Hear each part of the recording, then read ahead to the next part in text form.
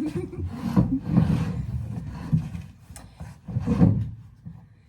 jeg starte med at lade starte? Ej, du stopper. Goddag og velkommen til Videnscenters helt eget julestudie. Altså, det er jo snart jul, Bitten. Det er det bare. Ja. Det er så dejligt. Det er virkelig, virkelig skønt. Jeg elsker det. Vi ved jo godt, at juletiden kan være rigtig travl for nogen. Ja, det kan den bare. Så derfor ved jeg også, at du har forberedt dig med noget helt særligt til os alle sammen, så vi kan julefreden kan sænke sig, og vi sådan kan komme helt i ro. Vil du ikke være sød lige at føre os igennem din lille seance? Det vil jeg meget gerne. Jeg er meget beæret over det. Så nu skal I bare have den her lille julegave.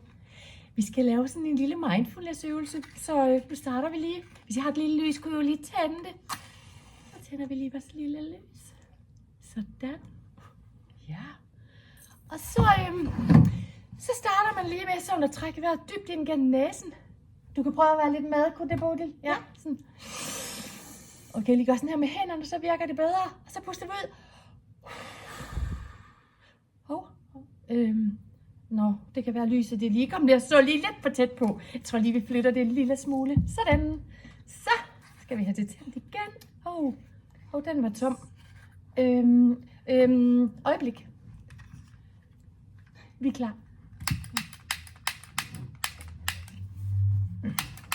Ej, altså, det er utroligt med det her.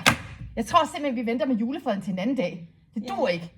Nej, det er udsat til i morgen eller en anden dag. Jeg tror, vi stopper for i dag. Ja, Tusind det er, tak. Ja, velbekomme. Rigtig glædelig jul alle Glædelig sammen. jul. Vi ses.